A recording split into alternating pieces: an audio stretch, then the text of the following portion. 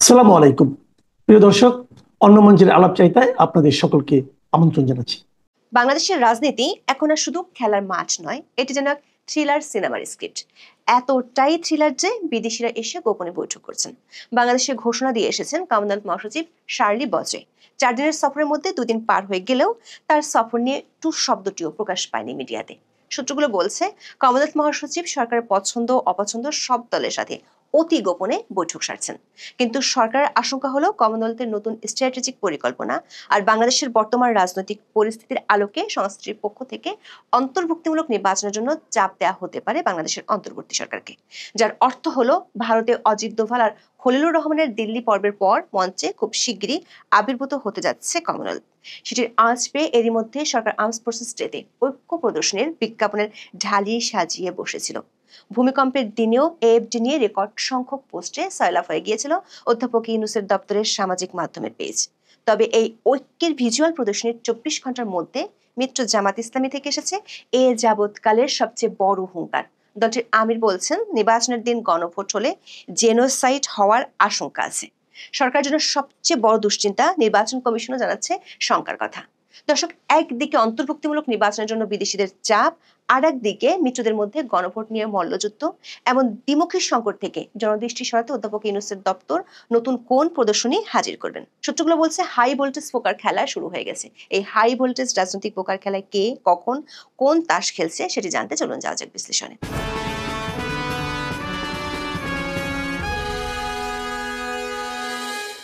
ঢাকা দিল্লির মাঝে এখন আর আগে সেই মিষ্টি সম্পর্ক নেই। সম্পর্ক এখন অনেকটা কাটা ছেঁড়ার মতো। এরই মাঝে বাংলাদেশের জাতীয় নিরাপত্তা উপদেষ্টা ডক্টর খলিলুর রহমান দিল্লি সফর করলেন। আর সেখানে তিনি বৈঠক করলেন ভারতের নিরাপত্তা উপদেষ্টা অজিত দোভালের সাথে। এই রুদ্ধদ্বার বৈঠকটি ছিল গত 1.25 বছরের মধ্যে প্রথম আনুষ্ঠানিক দ্বিপাক্ষিক আলোচনা। বৈঠকের আলোচনাগুলো এতই চাপা ছিল যে মনে হচ্ছিল যেন কূটনৈতিক ডিনার টেবিলে একজন আরেকজনকে ডিম ছাড়া বিরিয়ানি খেতে দিয়েছে। বাংলাদেশের দিল্লির হাইকমিশন থেকে একটা সাদামাটা প্রেস বিজ্ঞপ্তি দিয়ে শুধু জানিয়ে দেওয়া হয়, অজিত দোভালের সাথে খলিলুর রহমানের দ্বিপাক্ষিক বৈঠক হয়েছে। এই বৈঠকটি নানা কারণে কূটনৈতিক মহলে বিস্ময় জন্ম দিয়েছে। প্রথমত, ঢাকায় আন্তর্জাতিক অপরাধ ট্রাইব্যুনাল সাবেক প্রধানমন্ত্রী শেখ হাসিনার বিরুদ্ধে রায় ঘোষণা করার ঠিক একদিন পরই এই বৈঠকটি অনুষ্ঠিত হয়। দ্বিতীয়ত, আদালতের রায়ের কয়েক ঘন্টার মধ্যেই বাংলাদেশের পররাষ্ট্র মন্ত্রণালয় শেখ হাসিনাকে দেশে ফেরানোর জোর দাবি জানিয়ে একটি বিবৃতি দেয়। আবার খলিলুর রহমান নির্ধারিত সফরসূচির একদিন আগেই দিল্লি গিয়েছিলেন। ফলে আনুষ্ঠানিকভাবে তিনি যে কলম্বো সিকিউরিটি কনক্লেভ বা সিএসসি এর বৈঠকে যোগ দিতে গিয়েছিলেন সেটি হয়ে যায় উপলক্ষ। আর দোভালের সাথে দ্বিপাক্ষিক বৈঠকটি হয়ে যায় লক্ষ্য। এনএসএ এর দ্বিপাক্ষিক বৈঠকটি তাই সিএসসি এর বহুপাক্ষিক আয়োজনকে ছাপিয়ে আলোচনার কেন্দ্রবিন্দুতে চলে আসে। ভারতীয় গণমাধ্যম ও দেশের একাধিক সূত্র বলছে, মূলত দুটি বিষয় নিয়ে এই বৈঠকে ভারতের পক্ষ থেকে আলোচনা করা হয়েছে। একটি হলো বাংলাদেশকে ঘিরে ভারতের আঞ্চলিক স্থিতিশীলতা ও নিরাপত্তাজনিত উদ্বেগ। আরেকটি হলো বাংলাদেশের সামনে নির্বাচন, যেটাতে দিল্লির মূল বার্তা ছিল ভারত চায় বাংলাদেশের সামনে নির্বাচনটি অন্তর্ভুক্তিমূলক হোক। দর্শক, এই অন্তর্ভুক্তিমূলক নির্বাচনের অর্থ কি? সোজা কথায়, গত 12 মে থেকে বাংলাদেশের কার্যক্রম নিষিদ্ধ থাকা আওয়ামী লীগকে নির্বাচনে অংশ নিতে দিতে হবে। ভারতীয় বিশ্লেষকরা বলছেন, ভারত আওয়ামী লীগকে কেবল রাজনৈতিক সমর্থন হিসেবে দেখছে না, বরং এটি তাদের কাছে প্রক্রিয়াগত বৈধতা নিশ্চিত করার একটি চাবিকাঠি। দিল্লির সূত্রগুলো বলছে, অজিত দোভাল বাংলাদেশের জাতীয় নিরাপত্তা উপদেষ্টা খলিলুর রহমানকে একটি বার্তা দিয়েছেন। সেটি হলো, যদি নির্বাচন মোটামুটি সুষ্ঠু, অবাধ ও অন্তর্ভুক্তিমূলক হয় তাহলে তারা বিজয়ী নির্বাচিত সরকারের সঙ্গে এঙ্গেজমেন্টে যেতে প্রস্তুত। বিশ্লেষকরা মনে করছেন, ভারতের এই বার্তা কূটনৈতিক পোকার খেলা, যেখানে তারা আওয়ামী লীগের রাজনৈতিক অধিকার প্রতিষ্ঠার বার্তা দিচ্ছে। দর্শক, দিল্লি পর্ব শেষ হতে না হতে মঞ্চে প্রবেশ করেছে কমনওয়েলথ মহাসচিব শার্লি বচে। তিনি বাংলাদেশে 4 দিনের সফরে এসেছেন। 24 নভেম্বর তার সফর শেষ হবে। প্রথমবারের মতো শার্লি বাংলাদেশ সফর করছেন। দর্শক, বাংলাদেশের প্রতিটি নির্বাচনের আগে কমনওয়েলথের মতো দাতা গোষ্ঠীগুলোর ভূমিকা থাকে স্কুলের প্রধান শিক্ষকের মতো। এর অর্থ হলো, কমনওয়েলথ মহাসচিবের এই আগমন যেন স্কুলের প্রধান শিক্ষিকার বার্ষিক পরিদর্শন। তিনি দেখছেন ক্লাসের সবাই ঠিকমতো পড়াশোনা করছে কিনা। কমনওয়েলথের মহাসচিব গুরুত্বপূর্ণ একটি ঘোষণা দিয়ে বাংলাদেশে এসেছেন। কমনওয়েলথ সচিবালয় তার সফরটিকে 2026 সালের ফেব্রুয়ারির নির্বাচনের আগে বাংলাদেশের জাতীয় অভিযাত্রায় এক গুরুত্বপূর্ণ সন্ধিক্ষণ হিসেবে বর্ণনা করেছে। কমনওয়েলথ সচিবালয় থেকে দেয়া বিজ্ঞপ্তিতে বলা হয়েছে, সংস্থাটির মহাসচিব শান্তি, স্থিতিশীলতা, গণতন্ত্র, সুশাসন এবং জনগণের সমৃদ্ধির আকাঙ্ক্ষা পূরণে সহযোগিতা বাড়ানোর উদ্দেশ্যে বাংলাদেশে এসেছেন। কমনওয়েলথের সংবাদ বিজ্ঞপ্তিতে বলা হয়, শার্লি তার সফরে বাংলাদেশের অন্তর্বর্তী সরকার প্রধান উপদেষ্টা অধ্যাপক মোহাম্মদ ইউনূসের সঙ্গে বৈঠক করবেন। এছাড়া তিনি রাজনৈতিক দলের নেতা, প্রধান নির্বাচন কমিশনার, বিভিন্ন দেশের হাই কমিশনার সহ অন্য প্রতিনিধিদের সঙ্গে বৈঠক করবেন। দর্শক, শার্লির সফরের 2 দিন হয়ে গেল আনুষ্ঠানিকভাবে সংস্থাটির পক্ষ থেকে কিংবা বাংলাদেশের কোনো পক্ষ থেকে বৈঠক সম্পর্কে কোনো বার্তা দেওয়া হয়নি। সূত্রগুলো বলছে, কমনওয়েলথ সচিবালয়ের পক্ষ থেকে এ বিষয়ে কড়া গোপনীয়তা রক্ষা করা হচ্ছে। দেশের এই মুহূর্তে মাঠে থাকা দলগুলো ছাড়াও আওয়ামী লীগ, জাতীয় পার্টি সহ মাঠের বাইরে আছে এমন বেশ কয়েকটি দলের সাথে বৈঠক হয়েছে এবং হবে। তবে বৈঠকে অংশ নেওয়া কোনো পক্ষই এ নিয়ে মুখ খুলতে রাজি হয়নি। দর্শক, অক্টোবরের শেষ দিকে প্রাক নির্বাচনী মূল্যায়নের জন্য কমনওয়েলথের একটি টিম বাংলাদেশ সফরে এসেছিল। সেই টিমটি তখন প্রকাশ্যে সবার সাথে বৈঠক করেছিল, কিন্তু এবার মহাসচিবের সফরের কার্যক্রম নিয়ে কড়া গোপনীয়তা রক্ষা করা হচ্ছে। সূত্রগুলো বলছে, কমনওয়েলথ আগামী 5 বছরের জন্য যে নতুন কৌশলগত পরিকল্পনা হাতে নিয়েছে সেটি এবং বাংলাদেশের বর্তমান রাজনৈতিক পরিস্থিতির আলোকে অন্তর্বর্তী সরকারকে বার্তা দিবে। ইতিমধ্যে শার্লি বজে যাদের সাথে বৈঠক করেছেন তাদেরকে একই বার্তা দেয়া হয়েছে। দর্শক, কমনওয়েলথের নতুন কৌশলগত পরিকল্পনায় 3টি স্তম্ভের কথা বলা আছে। তার মধ্যে একটি হলো সদস্য দেশগুলোতে গণতন্ত্র নিশ্চিত করা, আর এর জন্য সদস্য দেশগুলোতে শান্তিপূর্ণ, অন্তর্ভুক্তিমূলক ও অংশগ্রহণমূলক নির্বাচনের পরিবেশ নিশ্চিত করার জন্য জোর দিবে সংস্থাটি। কমনওয়েলথ মহাসচিবের সাথে বৈঠক করেছেন এমন একটি বড় রাজনৈতিক দলের নেতা বলেছেন, এই কূটনৈতিক ভাষা বিশ্লেষণ করলে বোঝা যায় মহাসচিব সরাসরি না বললেও তার বার্তাটি অন্তর্ভুক্তিমূলক নির্বাচনের দিকে ইঙ্গিত করছে, যার মানে আওয়ামী লীগের নিষেধাজ্ঞা তুলে নেওয়া। কমন ল নীতির উপর প্রতিষ্ঠিত কমনওয়েলথ মনে করে, একটি প্রধান রাজনৈতিক দলকে নির্বাচনের বাইরে রাখা হলে প্রক্রিয়াগত ন্যায্যতার মানদণ্ড পূরণ হয় না। কমনওয়েলথ তাদের সহযোগিতা ভবিষ্যতে বাংলাদেশের অন্তর্ভুক্তিমূলক নির্বাচনের মানদণ্ড পূরণের উপর নির্ভর করতে পারে। সূত্রগুলো বলছে, কমনওয়েলথ মহাসচিব বেশ কয়েকটি দেশের রাষ্ট্রদূতের সাথে বৈঠক করেছেন, যেখান থেকে তিনি একই বার্তা পেয়েছেন। দর্শক, দেখা যাচ্ছে শুধু দিল্লি নয়, কমনওয়েলথ সহ অন্য বিদেশিরাও সফট ল্যাঙ্গুয়েজে গণতন্ত্রের মাপকাঠি বুঝিয়ে দিচ্ছে। দুটোই কিন্তু একই লক্ষ্যের দিকে ইঙ্গিত করছে, আওয়ামী লীগকে খেলায় ফেরাও। এমনকি অধ্যাপক ইউনূসের মিত্র বলে পরিচিত আটলান্টিকা সেন্টারের মতো আন্তর্জাতিক থিঙ্ক ট্যাঙ্কগুলো বলছে, আওয়ামী লীগকে বাদ দিলে আগামী সংসদ নির্বাচন বয়কট ও বৈধতার সংকটে পড়ে যেতে পারে, কারণ এতে সহিংসতার মাত্রা বেড়ে যেতে পারে। এমন আশঙ্কায় পেয়ে বসছে আন্তর্জাতিক মহলকেও। দর্শক, আন্তর্জাতিক মহলের এই বার্তা নতুন কিছু নয়। আওয়ামী লীগের নিষেধাজ্ঞা তুলে নেওয়ার জন্য বিদেশিদের চাপ আছে এমন কথা সরকারের পক্ষ থেকেও বলা হয়েছে। এমন বার্তা পেয়ে সরকার অবশ্য তার পুরাতন কৌশল নতুন করে ফিরে আনছে। সরকারের কৌশল হলো তার মিত্রদের সাথে ঐক্য মজবুত আছে এমনটি দেখানো। ঐক্যের দৃশ্যমানতা ফুটিয়ে তুলতে সরকারের পিআর গ্রুপ বেছে নিয়েছিল 21শে নভেম্বরের সশস্ত্র বাহিনী দিবসকে। বিষয়টি ফুটে ওঠে প্রধান উপদেষ্টার দপ্তরের ফেসবুক পেজের দিকে তাকালে। 21শে নভেম্বর বাংলাদেশে ভূমিকম্প অনুভূত হলেও প্রধান উপদেষ্টার দপ্তরের প্রচারণার আধিক্য ছিল সশস্ত্র বাহিনী দিবস কেন্দ্রিক। ভূমিকম্পের ঘটনায় প্রধান উপদেষ্টা দ্রুত বার্তা দিয়েছিলেন ঠিকই, কিন্তু প্রচারণার সর্বোচ্চ কৌশলগত গুরুত্ব পেল সশস্ত্র বাহিনী দিবস। প্রধান উপদেষ্টার দপ্তরের ফেসবুক পেজে সশস্ত্র বাহিনী দিবসের অনুষ্ঠানকে ঘিরে 20টি পোস্ট দেওয়া হয়েছে। এমনকি 22শে নভেম্বরও একটি রিল পোস্ট করা হয়েছে। অথচ ভূমিকম্প নিয়ে 2 দিনে দেওয়া হয়েছে 8টি পোস্ট। বলা যায়, যখন দেশের মানুষ প্রাকৃতিক দুর্যোগে কাঁপছে, চিফ অ্যাডভাইজারের পেজ তখন শর্ট ফিল্ম বানাচ্ছে সামরিক বাহিনীর বীরত্ব নিয়ে, যেন ভূমিকম্পের চেয়ে সামরিক বাহিনীর গুডবুকে থাকাটাই বেশি জরুরি। অথচ বাংলাদেশ সেনাবাহিনীর পেজে নিয়ে পোস্ট ছিল মাত্র 2টি। প্রশ্ন হলো, অধ্যাপক ইউনূসের দপ্তরের এই প্রচারণার উদ্দেশ্য কি?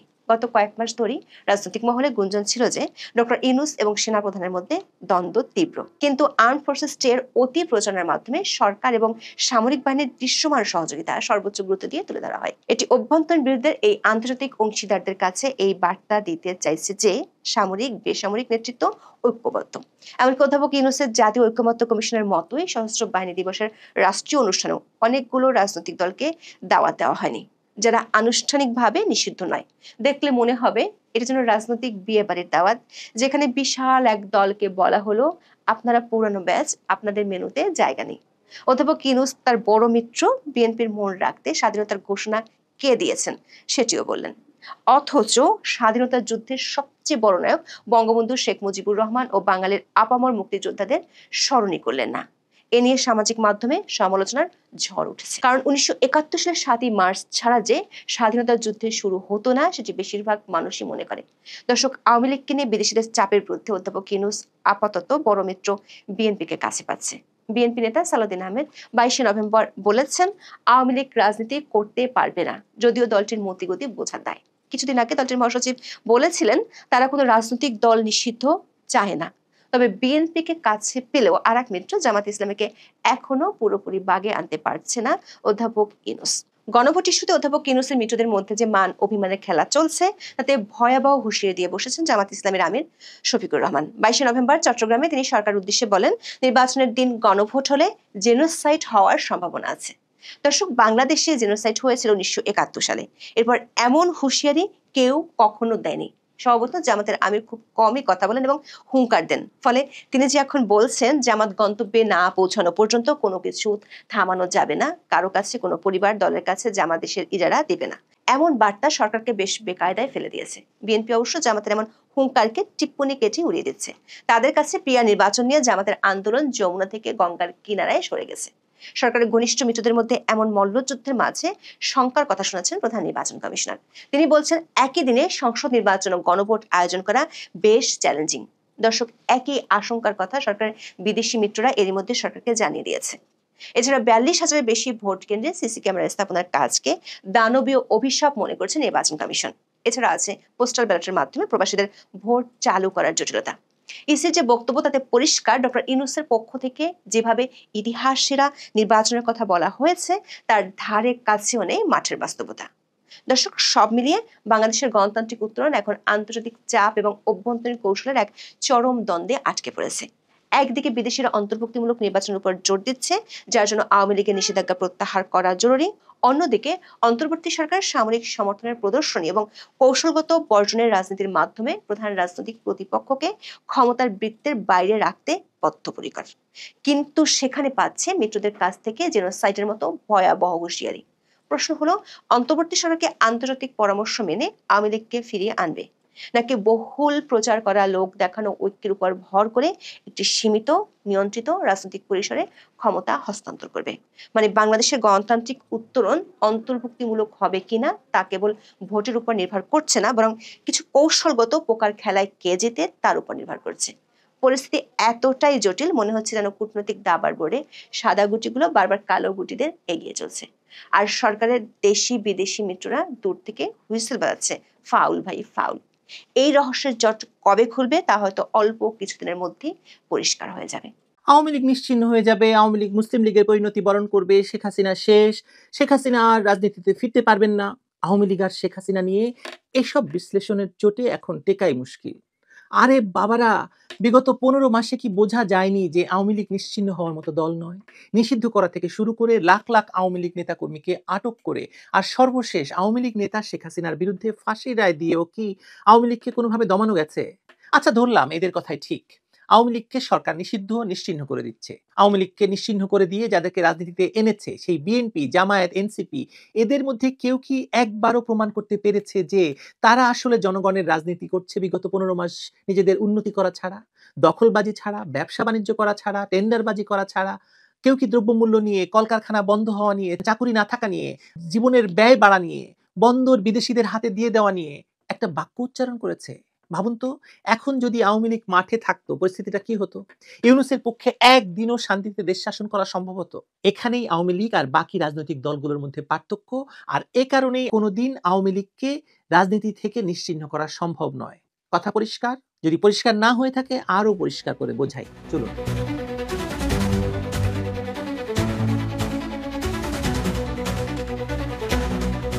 বিশ্লেষণটা এভাবে শুরু করি। আওয়ামী লীগকে যেভাবে আঘাত করা হোক, যত ভয়ঙ্কর উত্থান পতনের ভেতর দিয়ে যাক দলটি, তার সমর্থক গোষ্ঠী বদলায় না। দাদা, বাবা, এখন সন্তান, অর্থাৎ যে দলটি তিনটি প্রজন্মের রাজনৈতিক স্মৃতি গঠন করেছে, মুক্তিযুদ্ধের নেতৃত্ব দিয়েছে, স্বাধীনতা এনেছে, যাদের হাতে বাংলাদেশ রাষ্ট্র গঠনের শুরুটা হয়েছে, আর যারা বাঙালি জাতীয়তাবাদের আবেগ অর্থাৎ মুক্তিযুদ্ধের চেতনাকে নিজের ভেতরে ধরে রেখেছে, তাদেরকে রাতারাতি রাজনৈতিক ভূত করে ফেলা সম্ভব? রাজনৈতিক মানচিত্র থেকে সরিয়ে ফেলা সম্ভব? সেটা সম্ভব নয়। আর কেন সেটা সম্ভব নয় তার উত্তরে বলতে চাই যে সেটা শুধু আবেগের কারণে না, দলটির সমর্থক গোষ্ঠীর সংখ্যাকেও আপনার ধর্তব্যে নিতে হবে। আপনি পত্রিকার পাতা খুলুন কিংবা ইউটিউব বা ফেসবুক খুলুন, আওয়ামী লীগ বিদ্বেষী কিংবা নিরপেক্ষ সেজে আওয়ামী লীগকে জ্ঞান দিতে আসা বহু জনকে দেখবেন সমানে লিখে যাচ্ছে বা বলে যাচ্ছে যে আওয়ামী লীগ নাকি শেষ, বিলুপ্ত। আর কোনোদিন নাকি ফিরতে পারবে না। মজার ব্যাপার হলো কথাটা যত জোরে বলা হয় ততটা দুর্বল শোনায় তাদের বক্তব্য আর যুক্তি। কারণ বাস্তবতা অন্যরকম, বাস্তবতা ভিন্ন। দেশ জুড়ে ভয়, দমন-পীড়ন, মামলা, নিষেধাজ্ঞা এরকম নজিরবিহীন পরিস্থিতির পরও দলটির লক্ষ লক্ষ সমর্থক কোথাও বিলীন হয়নি। কেউ রূপ বদল করে অন্য দলে যায়নি, কেউ মতাদর্শ বদলায়নি। বরং আঘাত যত বাড়ছে, যত গভীর হচ্ছে, তাদের আবেগ আর প্রত্যয় ততই যেন বাড়ছে। এটা এমন একটি রাজনৈতিক আচরণ যাকে স্রেফ প্রশাসনিক নির্দেশে নিষিদ্ধের আদেশ দিয়ে নিশ্চিহ্ন করা যায় না। আওয়ামী লীগ যে এখনো কম বেশি 40% মানুষের সমর্থন ধরে রেখেছে, বেশিরভাগ বিশ্লেষক নীরবে এটা মানবেন, প্রকাশ্যে স্বীকার করতে তাদের লজ্জা লাগবে নিশ্চিত। কারণ সাম্প্রতিক সময়ে নগ্ন দমন পীড়নের মধ্যেও গ্রামে গঞ্জে শহরের অলিতে গলিতে দেখা যাচ্ছে তারা জড়ো হচ্ছে, ছোট ছোট মিছিল প্রতিরোধ করে যাচ্ছে এই অনাচার অবিচারের। এগুলো তো শূন্যে জন্মায় না, এগুলো আসে সেই ভিত্তি থেকে যার শিকড় বহু দশকের অভিজ্ঞতা, পরিবার ভিত্তিক রাজনৈতিক পরিচয় আর ইতিহাস স্মৃতির ভেতরে ঢুকে আছে বলেই। এখানে একটা ভুল ধারণা ভেঙে দেওয়া দরকার। রাজনৈতিক দল টিকে থাকে শুধু সংগঠনের জোরে না, ভোটের সংখ্যায়ও না। দলটি টিকে থাকে আসলে সমাজের গভীর মানসিক গঠনের উপর বা গঠনের কারণে। আওয়ামী লীগ সেই জায়গা দখল করে রেখেছে তিনটি প্রজন্ম ধরে। দাদা তার যৌবনে আওয়ামী লীগের হয়ে পাকিস্তানকে হটিয়ে স্বাধীনতা এনেছে। বাবা স্বাধীন বাংলাদেশে গত 54 বছর ধরে আওয়ামী লীগের পক্ষে থেকে মুক্তিযুদ্ধের দায় মিটিয়েছে। আর এখন ছেলে আওয়ামী লীগের হয়ে রাস্তায় নেমেছে। যে পরিবার 1971-এ জীবন দিয়েছে, যে পরিবার 1990-এর গণ আন্দোলনে রাস্তায় নেমেছে, যে পরিবার 2001-এর নির্যাতন দেখেছে, সেই পরিবার সহজে তার রাজনৈতিক পরিচয় বদলাবে না। এটা তো স্বাভাবিক। এটা যে এক ধরনের স্মৃতি পরম্পরা, যেটা এখনো দেশের সবচেয়ে বড় রাজনৈতিক পুঁজি এই আওয়ামী লীগের।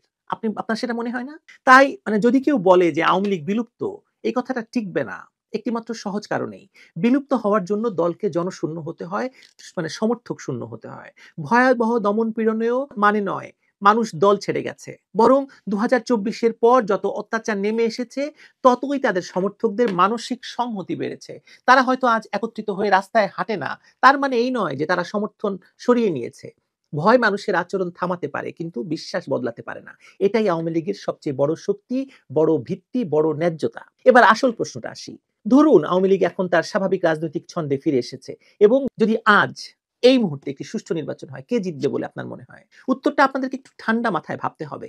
বাংলাদেশের নির্বাচন ইতিহাস বলছে যখনই নির্বাচন গ্রহণযোগ্য হয়েছে দুটি জিনিস ঘটেছে। এক, ভোটের হার বেড়েছে, আর দুই, আওয়ামী লীগ তার ভিত্তিগত সমর্থনকে ভোটে রূপ দিতে পেরেছে, মানে ক্যাশ করতে পেরেছে ভোটের মাধ্যমে। 1991 বলছে সে কথা। কত ভোট পেয়েছিল, কত ভোটের ব্যবধানে জিতেছিল বলুন তো বিএনপি? 1996 সালে তো আওয়ামী লীগ জিতেইছে। 2008 সাল যখনই ভোটের মাঠ খুলেছে আওয়ামী লীগের ভোট কখনো 30%-এর নিচে যায়নি, আবার কখনো 45-50% পর্যন্ত উঠে গেছে। অর্থাৎ 40%-এর স্থায়ী ভিত্তি এই দলটির আছে। এবং এই ভিত্তি কেবল নগর নয়, গ্রামেও। এমনকি 2001 সালের ওই লতিফুর রজার খলিলের ভাইরা ভাই মার্কা নির্বাচনেও আওয়ামী লীগের কিন্তু ভোট কমেনি, ভোট বেড়েছে, আসন কমেছে। এই বিস্ময়কর কাণ্ড তো বাংলাদেশে ঘটেছে সে সময়, তাই না? এই মুহূর্তে দেশের যে পরিস্থিতি, হত্যা, ঘরবাড়ি দখল, মামলা, গ্রেপ্তার, নিষিদ্ধ রাজনীতি, এসবের ফলে আওয়ামী লীগের ঘরানার মানুষের উপর যে অসহায়ত্ব নেমে এসেছে, যে চাপ নেমে এসেছে, সেটি তাদের জন্য উল্টো এক ধরনের সহানুভূতির পুঁজিও তৈরি করছে। মানুষ রাজনীতিকে ভালো মন্দের পাল্লায় মাপতে গিয়ে তুলনা টানে, আর সেই তুলনার জায়গায় আজকের শাসকদের আচরণ শেখ হাসিনার সরকারকে ভুলিয়ে দিচ্ছে। ক্রোধে বলা কথাগুলো বদলে যাচ্ছে, মনে দুঃখ জমছে। এখন মানুষ বলতে শুরু করেছে আগের আমলে অন্তত ভয়টা এত ছিল না, অন্তত রাষ্ট্র এত ভাঙাচোরা ছিল না। এই মনস্তত্ত্ব ভোটের বাক্সে বড় ভূমিকা রাখবে, তাতে কোনো রকমের সন্দেহ নেই। আরেকটা বিষয় আছে, আওয়ামী লীগ নিষিদ্ধ হলেও আওয়ামী বিরোধী রাজনৈতিক দল বিএনপি, জামায়াত, এনসিপির অবস্থানে কোনো নৈতিক গ্রহণযোগ্যতা তৈরি হয়নি সাধারণ মানুষের মনে। হয়েছে বলে আপনার মনে হয়? বিএনপি, জামায়াত হোক, এনসিপি, এবি, গণ অধিকার, এসব নতুন গোষ্ঠী হোক, তাদের কেউই এখনো সমাজের একটা বড় অংশকে বোঝাতে পারেনি যে তারা দেশের জন্য বেশি স্থায়ী, বেশি দায়িত্বশীল বা বেশি গ্রহণযোগ্য বিকল্প আওয়ামী লীগের চাইতে। এমনকি তারা কখনোই জনগণের জন্য একটা কথা বলেনি। তারা সবসময় নিজেদের জন্য রাজনীতি করে যাচ্ছে। রাজনীতির মাঠে যখন প্রভাবশালী কোনো বিকল্প দৃশ্যমান হয় না, তখন পুরনো দলগুলোই আবার ফিরে আসে। আর এই যে নতুন রাজনৈতিক বন্দোবস্ত, এরা কখনোই বাংলাদেশের পক্ষে কথা বলছে না। মুক্তিযুদ্ধকে তারা রিসেট বাটন দিয়ে সরিয়ে দিয়েছে। এটা কি বাংলাদেশের মানুষ দেখছে না? এটা শুধু বাংলাদেশের ইতিহাস নয়, পাকিস্তান, ভারত, নেপাল, সবার ইতিহাসে দেখা গেছে একই জিনিস। তার মানে আওয়ামী লীগকেই মানুষ ফেরাবে, তাতে কোনো সন্দেহ নেই। আর সে কারণেই নির্বাচন থেকে আওয়ামী লীগকে দূরে রাখতে হচ্ছে ইউনূসকে। এখানে আরেকটি মনস্তাত্ত্বিক বাস্তবতা আছে, সেটা হচ্ছে আওয়ামী লীগকে যে বটগাছ বলা হয় সেটা নিছক উপমা নয়। রাজনীতির বটগাছ। এটা সত্যি বহু প্রজন্মে মিশে থাকা এক সাংস্কৃতিক রাজনৈতিক ধারা। এই ধারার মানুষ জানে নেতৃত্ব ভেঙেছে, কাঠামো ভেঙে গেছে, কিন্তু ধারণাটা ভাঙেনি। আর কোনো রাজনৈতিক তত্ত্বই সেটা ধরে না যে এত বড় ধারণা একদিনে বিলীন হয়ে যায়। এটা প্রশ্নই আসে না। এটা একদিনে সম্ভব নয়, এবং এক ইউনূসের পক্ষে আওয়ামী লীগকে বিলীন করা সম্ভব নয়। এরকম আরো 10-12টা ইউনূসের জন্ম হইতে হবে। এখন যারা দাবি করছেন যে আওয়ামী লীগ শেষ, তাদের যুক্তি আসলে বিদ্বেষ প্রসূত আর প্রতিপক্ষ মনোভাবের উপর দাঁড়িয়ে আছে। আজ যে বুদ্ধিজীবী এই কথা বলছেন, তারাই আবার বলছেন যে দেশে মৌলবাদের উত্থান হচ্ছে, ভয়ঙ্কর ধর্মাশ্রয়ী মৌলবাদীরা ক্ষমতা দখল করতে যাচ্ছে, আইন শৃঙ্খলা খারাপ, প্রশাসন বিভক্ত, জাতীয় রাজনীতিতে স্থায়ী কোনো ভারসাম্য নেই। কিন্তু প্রশ্ন হলো, এই শূন্যতা কে পূরণ করবে? যে দল 40% মানুষের আবেগকে এখনো ধারণ করে, সেই দল ছাড়া এই বড় শূন্যতা কে পূরণ করবে বলুন তো? এখানে এসেই তাদের যুক্তি ভেঙে পড়ে। ওই যে কথা আছে না, হিপে মার খা গায়া ইন্ডিয়া, এখানেই তারা মার খেয়ে যায়। ব্যক্তি শেখ হাসিনা এবং তার দলের রাজনৈতিক অবস্থান এ দুটি ভিন্ন বিষয়, আলাদা বিষয়। রাষ্ট্রনেতা হিসেবে তার ব্যর্থতা থাকতে পারে, কর্তৃত্বপরায়ণ আচরণ নিয়ে আপনারা সমালোচনা করতে পারেন, অনেক ভুল থাকতে পারে তার, কিন্তু ভুল মানেই দল হিসেবে যে আওয়ামী লীগ বিলুপ্ত হওয়ার কারণ ঘটবে তা তো নয়। রাজনীতিতে ভুলের শাস্তি হয় নির্বাচন দিয়ে, সময় দিয়ে, দল নিষিদ্ধ করে নয়। ইতিহাসের বিচারও তাই বলে। ভারতের কংগ্রেস, পাকিস্তানের পিপলস পার্টি, শ্রীলঙ্কার SLFP সবাই ভয়াবহ পতন দেখেছে, কিন্তু ফিরেছে তো, কারণ তাদের ভিত্তি সমাজে ছিল। আওয়ামী লীগের ক্ষেত্রেও সেই গল্পটাই সত্য। তার মানে এখন যারা ভাবছেন আওয়ামী লীগ আর কোনোদিন উঠতে পারবে না, তাদের ভুলটা হচ্ছে তারা রাজনীতিকে রাষ্ট্র ক্ষমতার চশমা দিয়ে দেখেন। ক্ষমতায় না থাকলেই দল শেষ, এটা ভুল ধারণা। এটা ক্ষমতা কেন্দ্রিক রাজনীতির একটা, বাংলাদেশে যে ক্ষমতা কেন্দ্রিক রাজনীতি তার একটা আপনি তাদের দালাল, তাদের দোসর। বিএনপি 2009 থেকে 2023 পর্যন্ত প্রায় কি অবস্থায় ছিল বলুন? তাদের হাজার হাজার নেতাকর্মী জেলে ছিল বলছে, মামলা দমন কিছুই তো বাদ যায়নি, তারপরও বিএনপি বিলীন হয়নি। তাহলে আওয়ামী লীগ, যার ভিত্তি বিএনপির চেয়ে অনেক গভীর, অনেক শক্ত, সেই দলকে সহজে ভেঙে পড়বে বলে মনে হচ্ছে? বিএনপি নেতাকে তো দেওয়া হয়েছিল, জেলে দেওয়া হয়েছিল, কি হয়েছে? যদি আজ বাংলাদেশে সকলের জন্য রাজনীতি উন্মুক্ত করে দেওয়া হয়, আওয়ামী লীগ তার স্বাভাবিক রাজনৈতিক শক্তি নিয়ে মাঠে নামতে পারে, যদি নির্বাচনের মাঠ পুরোপুরি উন্মুক্ত এবং সবার জন্য সমান করা হয়, ভয় হুমকি সরিয়ে দেওয়া হয়, মানুষ স্বাধীনভাবে ভোট দিতে পারে, আওয়ামী লীগ অন্তত 40% ভোট পাবে। এটা অত্যন্ত স্বাভাবিক হিসাব। আর এই 40%ই এই দলটিকে দেশের সবচেয়ে বড় রাজনৈতিক শক্তি হিসাবে প্রমাণ করে, বানায় বা বানিয়েছে। এই 40 ভাগই আসলে শেখ হাসিনাকে নেতা মানে। মাঠে প্রতিদ্বন্দ্বী 3 ভাগ হয়ে থাকলে 40%ই এক লাফে সরকার গঠনের জন্য যথেষ্ট, তাই তো? ধরলাম সরকার গঠন করলো না, অর্থাৎ সকল দলের অংশগ্রহণে সুষ্ঠু নির্বাচন অনুষ্ঠান করা মানেই আওয়ামী লীগকে রাজনীতির মূল টেবিলে ফিরতে দেওয়া। এমনকি যদি সরকারও গঠন না করে, কিন্তু বিরোধী দল হিসাবে আওয়ামী লীগ দেশের মানুষের পক্ষে কথা বলতে পারবে, গণতন্ত্রকে অন্তত নিহত হওয়া থেকে বাঁচাবে। ইউনূস তো গণতন্ত্রকে হত্যা করছে প্রতিনিয়ত। রাজনীতি কখনো শূন্যতায় চলে না। মতাদর্শ, স্মৃতি, সংগঠন, মানুষ সব মিলিয়ে একটি দল টিকে থাকে। আওয়ামী লীগ সেই পরীক্ষাগুলোর প্রতিটিতে আগেও উতরে গেছে, এখনো উতরে যাচ্ছে, ভবিষ্যতেও টিকে থাকবে, সন্দেহ নেই। আওয়ামী লীগকে যদি রাজনীতির বটগাছ হিসেবে চিন্তা করি, তবে কথায় আছে যে ঝড় যত তীব্র হয় বটের শেকড় তত গভীরে গিয়ে বটকে মহীরুহ করে তোলে। ঝড় কখনো কখনো ডাল ভাঙে বটে, কিন্তু গাছটি উপড়ে পড়ে না। আওয়ামী লীগের রাজনৈতিক গল্পটাও ঠিক সেটাই। ঝড় হচ্ছে, প্রচন্ড ঝড়, আওয়ামী লীগের শেকড় আরো গভীরে যাচ্ছে, ডাল হয়তো 2-1টা ভাঙছে, কিন্তু রাজনীতির বটগাছ আওয়ামী লীগ টিকে ছিল, টিকে আছে, টিকে থাকবে। আপনারা হয়তো যমুনার ভেতরের খবর জানেন না। ইউনূস এখন পারিপার্শ্বিক চাপে পিষ্ট হয়ে গেছে। ওই পিস্টনে পড়লে পরে যেন পিষ্ট হয় না, ইউনূসের অবস্থা কিন্তু সেরকম। এখন যদি কেউ আড়ালে আবডালে চোরের মতো যমুনার ভেতরে ঢোকেন, তাহলে দেখবেন ইউনূস হাত পা ছড়িয়ে গান গাইছে, আমার স্বাদ না মিটিল, আশা না পুরিল, সকলই ফুরায় যায় মা। তার কিছুই রইল না, আমও গেছে, ছাড়াও গেছে, পাশ থেকে সব সরে গেছে। উল্টে আন্তর্জাতিক প্রেশার, ভারতের 7 দিনের হুঙ্কার, ভুটানের রাজা এসে এখানে বলে গেছেন, কমনওয়েলথের মহাসচিব আপনাদের দেশের কাগজে বেরোয়নি, চেপে গিয়েছে, তিনি এসে সমস্ত খবরাখবর নিচ্ছেন, গিয়ে কমনওয়েলথে রিপোর্ট দেবেন। তার উপরে নির্ভর করছে যে ইউনূসের গদি থাকবে কি ইউনূসের গদি যাবে না, যাবে। এদিকে জামাত বলে দিয়েছে যে যদি গণভোট হয় তাহলে জেনোসাইড হবে। ওয়াকারকে নিয়ে তিনি কত সামলাবেন? চারদিকের এই প্রেসারে উনি স্যান্ডউইচ হয়ে গিয়েছেন। এই বহুদিন আগে বলেছিলাম যে এমন পরিবেশের সৃষ্টি হবে যে ইউনূস সাহেবকে পালাতে হবে। এখন সেই অবস্থা চলে এসেছে। আমি এক এক করে খবরে আসি, বিশেষ করে কমনওয়েলথের খবর এবং ভুটানের রাজা প্রধানমন্ত্রীর খবর। তো প্রথমে বলি, একটা বড় খবর আছে, সেটা হচ্ছে জামাতিয়া ইসলাম বলে দিয়েছে যে গণভোট হলে জেনোসাইড হবে, মানে গণহত্যা হবে, কার্নেজ। এখন 71 সালে রাজাকাররা যা করেছিল সেই ভূমিকায় আবার জামাতরা নেমে যাবে। এই যত ভালো মানুষের খোলস ছিল, সব খোলস ছেড়ে বেরিয়ে গেছে, আসল রূপ এদের ধরা পড়ে গেছে। এরা এখন চাইছে দ্রুত তাদের মতো করে নির্বাচন করে তারা ক্ষমতায় বসবে। তা যদি না হয় তাহলে পরে তার একটা রক্তক্ষয়ী ঘটনা ঘটাবে, সেটা ইউনূসকে পরিষ্কার জানিয়ে দেওয়া হয়েছে। এখন ইউনূস কি করবেন, এটা একটা প্রেশার। দ্বিতীয় হচ্ছে ভুটানের প্রধানমন্ত্রী, তিনি যে এসেছিলেন, তিনি কতগুলো বার্তা নিয়ে এসেছিলেন। বার্তা হচ্ছে একটা, প্রথম যদি আপনি ধরেন ভারতের সঙ্গে বিবাদ করে আপনি কতদিন থাকতে পারবেন। ভারত একটা মহাদেশ, আপনাকে চারদিকে ঘিরে রয়েছে, একদিকে সমুদ্র, সমুদ্র পথ যদি আটকে দেয় আর চারদিকে রাস্তা যদি আটকে দেয়, ভিসা যদি বন্ধ করে দেয়, খাদ্য যদি বন্ধ করে দেয়, বিদ্যুৎ যদি বন্ধ করে দেয়, জল বন্ধ করে দেয়, আপনার মানে অয়েল অ্যান্ড গ্যাস যদি বন্ধ করে দেয়, আপনি আপনি কতদিন সাস্টেন করতে পারবেন? আপনি বন্ধু রাষ্ট্র ধরেছেন পাকিস্তানকে, সমুদ্র পথ দিয়ে আপনাকে, পাকিস্তানের মতো রাষ্ট্রকে আপনি বিশ্বাস করেন? আমরা 100% ভারতের উপর নির্ভরশীল, কিন্তু ভারত আমাদের বিন্দুমাত্র ক্ষতি করেনি। ফলে আপনারা যেটা করছেন সেটা কিন্তু আপনারা কুড়ুলে পা বাড়ছেন। ভারতবর্ষ ধৈর্যশীল দেশ, ভারতবর্ষ ধৈর্য দেখায়, কিন্তু এখন আপনারা ঠেলতে ঠেলতে এমন জায়গায় পৌঁছে দিয়েছেন যে এটা এখন ধৈর্যের বাঁধ ভেঙে গেছে।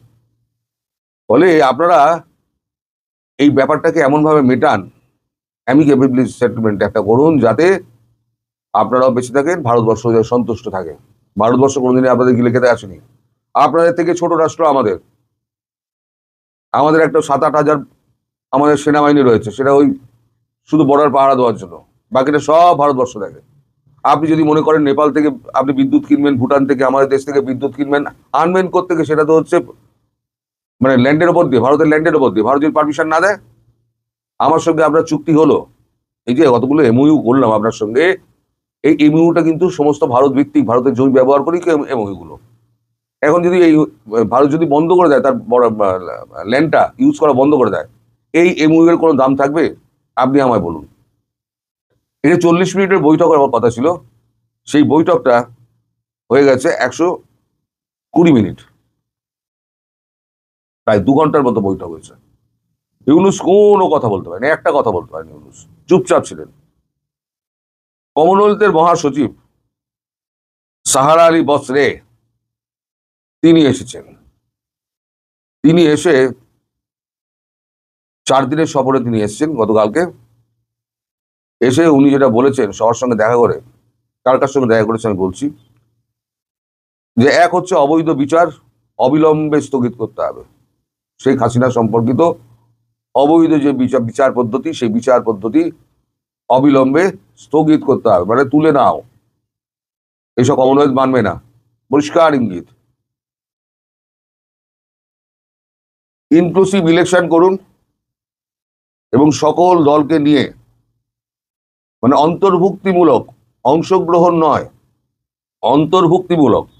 আপনি যদি বলেন ইনক্লুসিভ ইলেকশন, সবাই এসে আমার সঙ্গে জড়ো হয়ে সবাই তো ভোট দিয়েছে, ওটাই অন্তর্ভুক্তি ইলেকশন নয়। অন্তর্ভুক্তিমূলক, প্রত্যেকটা দলকে আপনাদের সঙ্গে নিয়ে ভোট করতে হবে। তারপরে হচ্ছে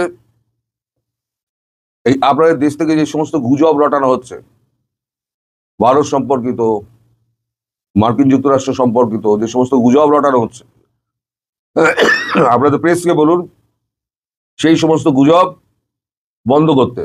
গুজব আপনারা ছড়াচ্ছেন আর দোষ অন্য দেশকে দিচ্ছেন। এই নাটক আপনারা বন্ধ করে দিন, নইলে আপনার নাটক কি করে বন্ধ করতে হয় কমনওয়েলথ কিন্তু খুব ভালো করে জানে। এই হুমকিটা উনি দিয়েছেন।